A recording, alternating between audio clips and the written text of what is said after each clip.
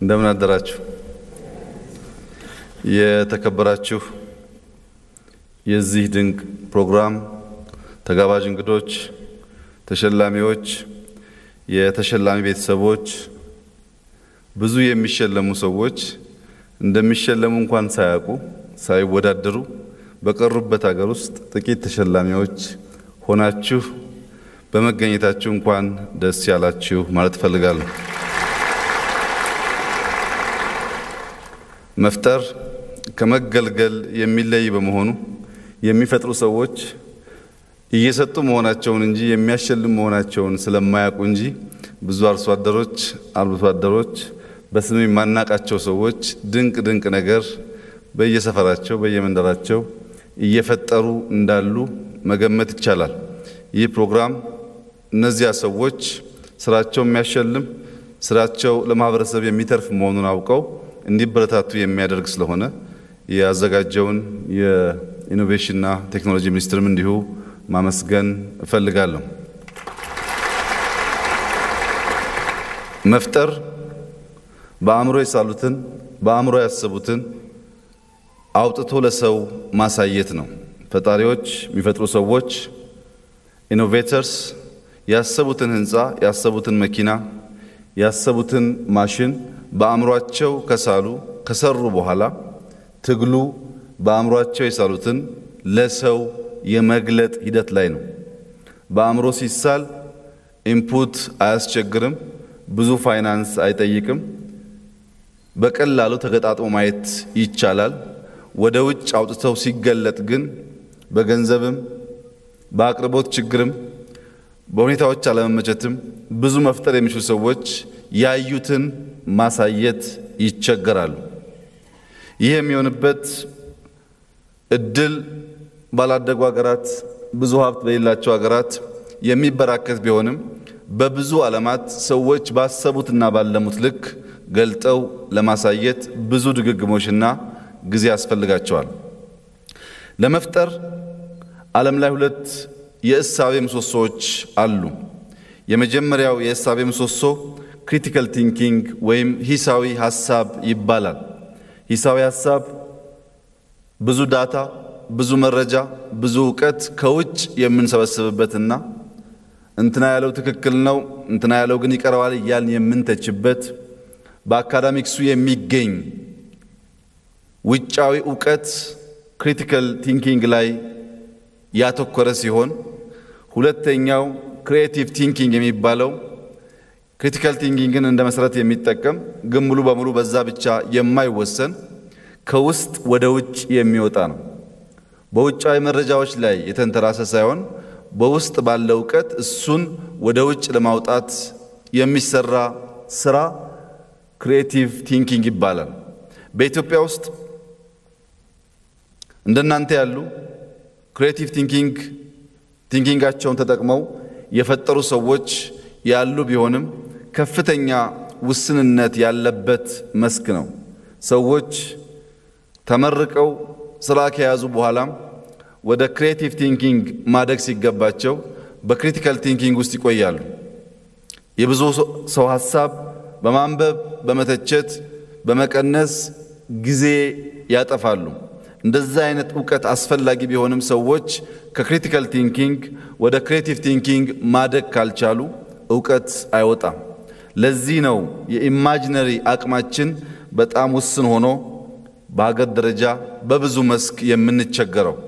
ለዚህም ነው የሳይንስና ቴክኖሎጂ ሚኒስትር የሚባለውን የኢኖቬሽንና ቴክኖሎጂ ሚኒስትር በማድረግ የሳይንስና ከፍተኛ ትምህርት ሚኒስትር ለብቻ የሆነበት ዋናው ምክንያት ክሪቲካል ቲንኪንጉን በከፍተኛ ትምህርትና በሳይንስ ከሰራን በኋላ በኢኖቬሽንና ቴክኖሎጂ ሚኒስትር አብዛኛው ክሪኤቲቭ ቲንኪንግ እንዲሆን ታሳቢ ተደርጎ የተፈጠረ ተቋም ሲሆን ይህንንም የክሪኤቲቭ ቲንኪንግ ሐሳብ ለማስፋትና ብዙ ፈጠራ ለማብዛት ሚኒስትሪው ሀገር ብዙ የምትጠብቅበት መሆኑን መገንዘብ ይኖርበታል።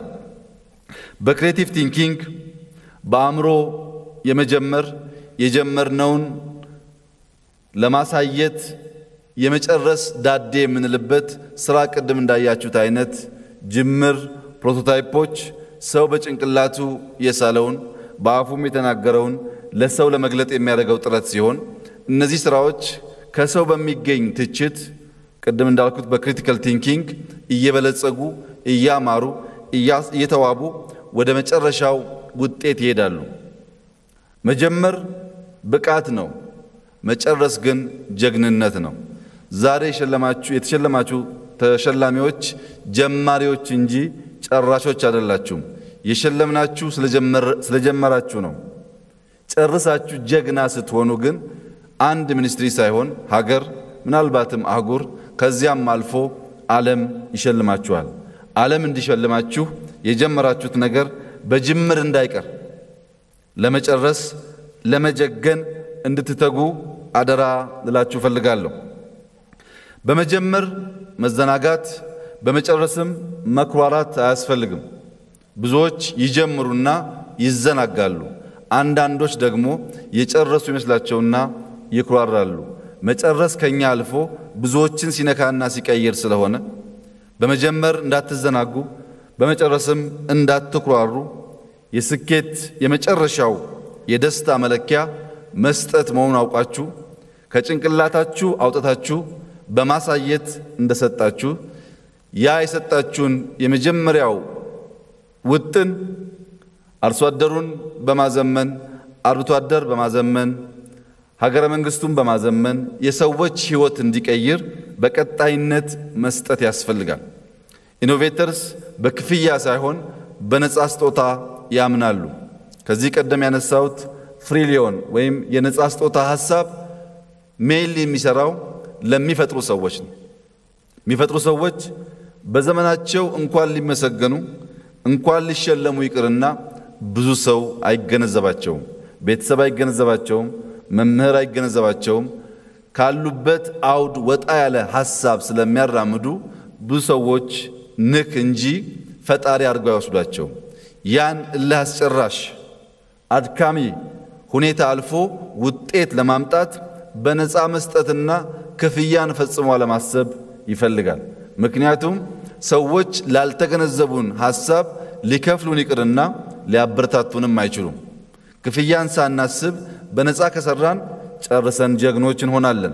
ክፍያን እያሰብን መሃል ላይ ከቆምን ግን ያሰብነውን ሳንሰጥ እንድንቀር ያደርጋልና ከዚያ ለመውጣት እውነተኛውን የመስጠት ደስታ ለመጎናጸፍ በርትታችሁ ስራችሁን እንድትቀጥሉ አደራ ማለት እፈልጋለሁ። በሀገራችን ብዙ ጊዜ ላለመፍጠር እንደ ምክንያት የሚነሳው ኢትዮጵያ የሰጠችን ውስን ስለሆነ በዚያ ውስን ስጦታ አዲስ ነገር ፈጥረን አበልጽገን መስጠት እንቸገራለን የሚሉ ምክንያቶች ይደመጣሉ። ነገር ግን የስጦታ ማነስ ስኬታችንን አንቆ ሊያስቀር አይችልም። ዓለም ላይ አዳዲስ ነገር የፈጠሩ ሰዎች መሰረታዊ ስጦታን በመጠቀም እንጂ የተለየ ድጋፍን ታሳቢ በማድረግ አይደለም። መፍጠር ባልተመቸ ሁኔታ የሚመች ነገር መስራት እንጂ በሚመች ሁኔታ ነገር ማሻሻል ስላልሆነ ባይመችም መፍጠር እንደሚቻል በዓለም ላይ ያሉ የፈጠሩ ሰዎች ብቻ ሳይሆን ኢትዮጵያውያን በተደጋጋሚ በተለያየ መስክ አስመስክረዋል። ለምሳሌ መሰረታዊ ቀለማት የሚባሉት 7 ናቸው። ከነዚህ 7 ቀለማት ውስጥ በማቀላቀል አዳዲስ ቀለማትንና ውብ ስዕሎችን በማሳየት ከዓለምም ከሀገር ውስጥም መጥቀስ የምንችላቸው ሰዎች አሉ። ሊዮናርዶ ዳቪንቺን ብንወስድ ይህ ሰው ከብዙ 100 ዓመታት በፊት የተለያዩ ፈጠራዎችን ሲፈጥር አውሮፕላንን ጨምሮ መኪናን ጨምሮ በስዕል ሲያሳይ በወቅቱ አውሮፕላን የሚባል ነገር አልነበረም። በዚያ ጊዜ እብድ ተብሎ የሚወሰደው ሊዮናርዶ ዳቪንቺ ከዓመታት በኋላ ከ70 ገጽ ያላለፈው ጽሑፎቹ ግን በብዙ ሚሊዮን ዶላር ተሽጠዋል። በዘመኑ ባይገነዘቡትም ትውልድ ሲደርስና ሲነቃ ፈጠራውን ማየት ችሏል። በዚህ ቀለማት ተጠቅሞ ፈጠራን በመፍጠር እንደ ዓለም ሁሉ እኛም ጋር አፈወርቅ ተክሌን፣ ገብረ ክርስቶስ ደስታን መጥቀስ ይቻላል። ሌላ ቦታ ያየነውን የፈጠራ ብቃት ኢትዮጵያውያን ውስን ቢሆኑም ድንቅ በሆነ ስራቸው ከኛ አልፈው ዓለም እንዲያወድሳቸው መሆን የቻሉት የተለየ ስጦታ የተለየ ትምህርት ቤት ስለነበረ ሳይሆን መፍጠር ከችግር ውስጥ የሚያምር ፍሬ ማውጣት መሆኑን በመገንዘባቸው ነው። እንደዚሁም የሙዚቃን ኖታ ብንወስድ 8 መሰረታዊ ኖታዎች ያሉ ሲሆን ከነዚህ ድምጸት ውስጥ አዋህደው ጣዕመ ዜማን በማፍለቅ ሞዛርት እንደሚጠቀሰው ቤትሆቨን እንደሚጠቀሰው ሁሉ እኛም ቅዱስ ያሬድን እንጠቅሳለን፣ ዶክተር አሸናፊን እንጠቅሳለን፣ ሙላቱ አስታጥቄን እንጠቅሳለን። መሰረታዊ ስጦታዎች ለቤትሆቨንም ለሙላቱ አስታጥቄም እኩል መሆናቸውን የሚያሳይ ሲሆን እዚያ ያለው ስልጣኔና የግብአት መገኘት ግን እዚህ እንደዚያ ቀላል ላይሆን ይችላል። ለመፍጠር መሰረታዊ ስጦታን ብቻ መጠቀም ምን ያክል አስፈላጊ እንደሆነ እነዚህ ሰዎች ሕያው ማስረጃ መሆን ይችላሉ። የሂሳብ መሰረትን ብንወስድ ከ0 እስከ 10 ያሉ ቁጥሮች ናቸው። ቢሊየን፣ ትሪሊየን እያለ የምንቆጥረው ከ0 እስከ 10 በተሰጡን መሰረታዊ ስጦታዎች ነው። እነዚህን በመጠቀም ሳይንሳዊ ስሌት በርካታ የፈጠራ ግኝቶች ያስገኙ ዓለም አቀፍ ሰዎች ያሉ ቢሆንም ዛሬ ተሸላሚ ከሆኑ ሰዎች መካከል አንዱ ቅድም እንደሰማችሁት የሂሳብ ቀመር ለመስራት ችሏል። የሂሳብ ቀመር የሰራው ይህ ወጣት ኢትዮጵያዊ ብቻ ሳይሆን አዲስ አበባ አካባቢ የማይገኝ ራቅ ካለ ቦታ ብዙ ግብአት ብዙ ቴክኖሎጂ ከሌለበት ምጡቅ አእምሮን በመጠቀም እና መሰረታዊ ስጦታን በማድነቅና ሪኮግናይዝ በማድረግ ወደ ላቀ ነገር ለመሄድ የወሰነ በመሆኑ ጅምሩ ከፍሬ እንዲበቃ የኢኖቬሽንና ቴክኖሎጂ ሚኒስቴር ከጎኑ በመሆን ሐሳቦቹን በሶፍትዌር በመደገፍ ለዓለም የሚበረከት አዲስ ስጦታ ከኛ መካከል ሊወጣ እንደሚችል አመላካች ሆኖ አግኝቼዋለሁ። የዲጂታል ዓለምን ብንወስድ 0 እና 1 እንደመነሻ አድርጎ በጣም በርካታ ነገሮች መፍጠር ተችሏል። እነዚህን መሰረታዊ ስጦታዎች ለኛም የተሰጡ መሆኑን አምነን ከተቀበል እኛም እንደሌሎቹ መፍጠር የምንችል ያልተሰጠንና ደሃዎች መሆናችንን እያሰብን የምንሄድ ከሆነ ግን ያላቸው አዳዲስ እየፈጠሩ እኛም የነሱን እያየን እንድንቀር ይሆናል። ከነዚህ ውጭ ባሉ መስኮች በፍልስፍናው መስክ እንደ አንድ ምሳሌ ብንወስድ ፍልስፍና በራስ ብርሃን እውነትን መፈለግ ነው። በውስጥ ብርሃን እውነትን መፈለግ ነው። በውጫዊ ብርሃን የሚፈለግ እውነት ሳይሆን በውስጣዊ ብርሃን የሚፈለግ እውነትን በዓለም ላይ ስመጥር ከሆኑ ሰዎች በፊት የኛው አጼ ዘርዓ ያዕቆብ ድንቅ ፈላስፋ መሆኑን በብዙ ማስረጃ ማረጋገጥ ይቻላል። አጼ ዘርዓ ያዕቆብ ከሚያስደንቁት ፍልስፍናዎቹ አንዱ ለጀጅመንት ወይም ለፍርድ ወይም ለብያኔ ያለው እሳቤ ነው። ከግራም ሲሰማ የሚበይን ከቀኝም ሲሰማ የሚበይን ሳይሆን ከግራና ከቀኝ የሰማውን አድምጦ አክብሮ የራሱን እሳቤ ለማፍለቅ የሚደፍር ጀግና ነበር። እንደዚህ አይነት ዕውቀትን ራሳችን የምናቀበት አካባቢያችን የምናቀበት ማህበረሰብ የምንጠቅምበት መሳሪያ መሆኑን ለማየት አጼ ዘርዓ ያዕቆብ ወይም ደቀ እስጢፋኖስ አንዳንዶች ወርቅ ብለው የሚጠሩት ፈላስፋ ኢትዮጵያ ነበራት። እነዚህ ሰዎች በውጭ ከምናቃቸው ፈላስፋዎች ባልተናነሰ ደቀ እስጢፋኖስ ብቻ ሳይሆን እጓለ ገብረ ዮሐንስንም ጨምረን ብንወስድ ልክ አርስቶትል እንደምንለው ሶቅራጥስ እንደምንለው የኛዎቹን ፈላስፋዎች የውስጥ ብርሃናቸውን ተጠቅመው ድንቅ እሳቤ ለኛም ለዓለምም እንዳበረከቱ ማየት ይቻላል።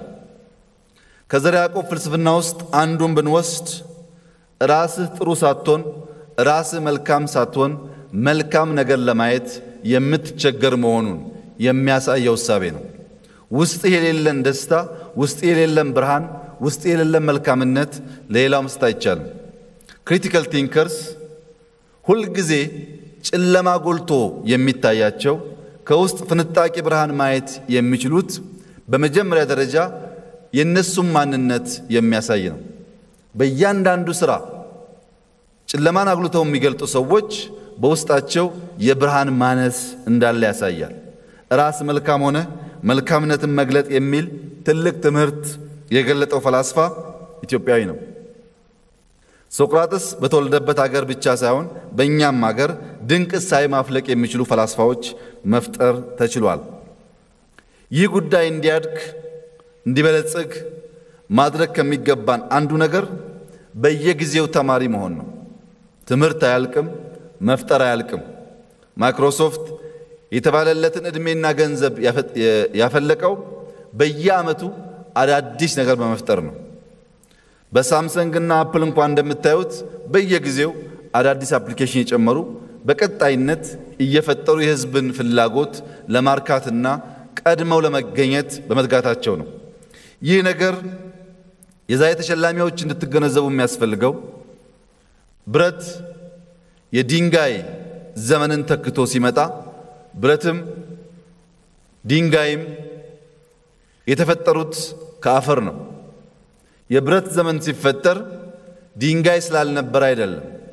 የብረት ዘመን ሲፈጠር ድንጋይ ከስራ ውጭ ሆኖ አይደለም። ድንጋይ ያለ ብረት ልቆ መጣ። ብረትን ብረት የሚያደርገው በየጊዜው መሳሉ፣ መወልወሉ፣ መጠበቁ ነው። ብረት ለአንድ አፍታ እንክብካቤ አጥቶ ከአፈር ጋር እንዲኖር ካደረግነው ፈጥኖ አፈር ከሚሆን ቁሶች አንዱ ብረት ነው። ብረት ብረት ነው እንዲቀጥል በየጊዜው መሞረድ አለበት፣ መወልወል አለበት። ፈጠራም ፈጠራ እንዲሆን በየጊዜው መሻሻል አለበት፣ መተቸት አለበት። በአንድ ጊዜ የሚያበቃ አይደለም። ነገር ግን በብረት ዘመን ድንጋይን ጠቅለን እንዳልጣልነው ሁሉ በፈጠራ ዘመንም አዲስ ነገር ስንፈጥር የቀደመውን ጠቅለን እንጥላለን ማለት አይደለም። መሰረት እየሆነ እየተሰናሰለ አብሮ እንዲሄድ ማድረግ ያስፈልጋል። የቀደመውን ሳጥሉ አዳዲስ ለመፍጠር ከተጋችሁ ኢትዮጵያ የምትኮራባችሁ አህጉራችንም የምትመካባችሁ ፈጣሪዎች ከዚህ መካከል ልትኖሩ እንደምትችሉ ከስራችሁ ተነስተን መገመት አንቸገርም። ከእውቀታቸው ለኢትዮጵያ ከፍለው የሰጡ ከእውቀታቸው ኢትዮጵያን ከፍ የሚያደርግ ነገር የሰሩ የፈጠራ ሰዎች እንዳሉ ሁሉ ዕውቀት አለን ብለው ጨለማን የሚዘሩ መለያየትን የሚዘሩ መጠፋፋትን የሚዘሩ ሰዎች አሉ። የዕውቀት አልቲሜት መለኪያ ለማህበረሰብ መጥቀም እንጂ ማህበረሰብ ማባላት አይደለም። ዕውቀት በመተባበር በመደጋገፍ እንዲሁም በውድድርና ፉክክር እነዚህም በማዋሃድ የሚሰራ እንጂ ሁል ጊዜ በሽቅድድምና ጥሎ በማለፍ መርህ የሚሰራ ባለመሆኑ እናቃለን ብለው ህዝብን የሚያጋጩ እናቃለን ብለው ጦርነት የሚያውጁ ሰዎች ዕውቀት ማህበረሰብን ማስታረቅ ማህበረሰብን ማዋሃድና ማሻገር እንደሆነ ከነዚህ ወጣት ታዳጊዎች ትምህርት እንዲወስዱ አደራ ማለት እፈልጋለሁ። ፈጣሪዎች የብቸኝነት ጉድለትን መሙላት ይኖርባቸዋል። የሂሳብ ቀመር ከአእምሮ አፍልቆ የሰራው ወጣት የሶፍትዌር ሙያተኛ ያስፈልጉታል። ያን እሳቤውን በዘመናዊ መንገድ በአፕሊኬሽን ለመስራት ሌላ ሙያ ሌላ ዲሲፕሊን ያስፈልገዋል።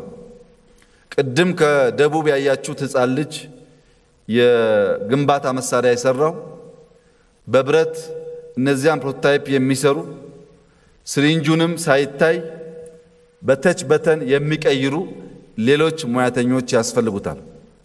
ከነዚህ ጋር በመደመር አዳዲስ ዕውቀትን ለጥቅም ማዋል ስለሚያስፈልግ የፈጠራችሁ ሰዎች ዓለም ሁሉ በእጃችሁ እንዳለ ሳይሆን በሌላ መስክ ከናንተ የሚሻሉ ሰዎች እንዳላችሁ በመረዳት የናንተን በመስጠት የነሱን በመቀበል የተሻለ የላቀ ነገር መፍጠር አለባችሁ።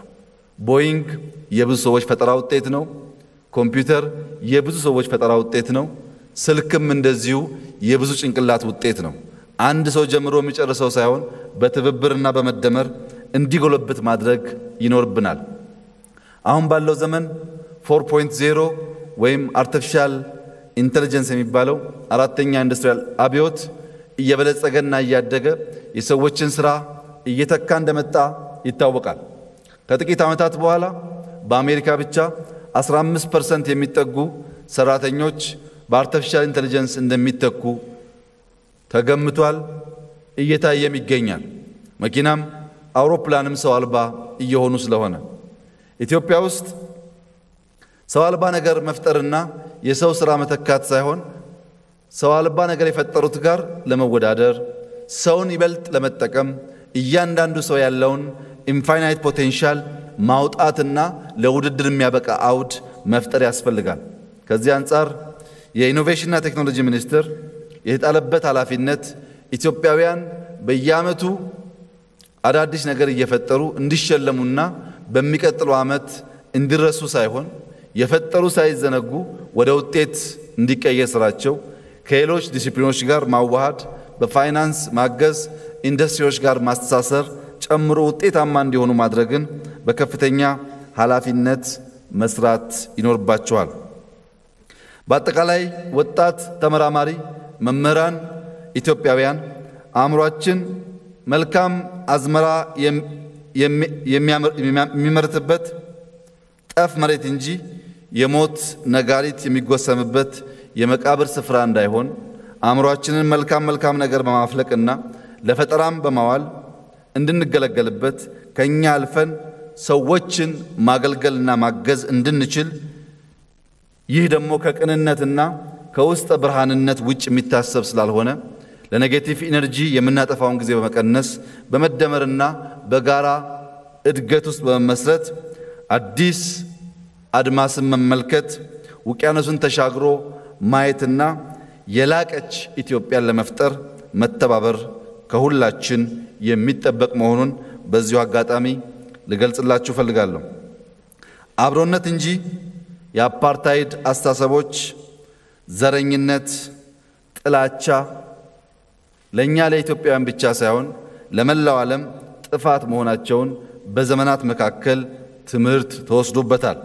ጥላቻ የሚያኮስሰን አዳፋ ጨርቅ እንጂ የሚያለመልመን ነገር ባለመሆኑ አዳፋ ጨርቅ ወይም ማጥበን ወይም ቀይረን በማስወገድ ኢትዮጵያ አዲስቷ የተስፋ አድማስ እንድትሆን በትብብር መንፈስ ከትናንሽ ነገር እስከ ትላልቁ የተደመረ የተሰናሰለ የተቀናጀ ሥራ በመስራት ለትውልድ መልካም አገር መተው እንድንችል በታላቅ ትህትና ሁላችሁንም አደራ እያልኩ በመጪው ሰኔ 16 የባለፈው ዓመት ሰኔን በማስታወስ በመቆዘም በመራገም ከምናጠፋው መጪውን ሰኔ 16 ሁላችንም ባለንበት አካባቢ የአካባቢ ጽዳት እና ችግኝ በመትከል ክፉን ነገር በመልካም በመተካት ንጹህን በሰፈራችን ንጹህን በጭንቅላታችን ለትውልድም ግሪን ኢትዮጵያን ለመተው በጋራ እንድንሰራ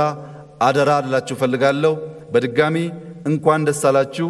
ጅምራችሁ ፍሬ እንዲያፈራ መንግስት በሚችለው ሁሉ ከጎናችሁ እንደሚሆን አረጋግጣለሁ። አመሰግናለሁ።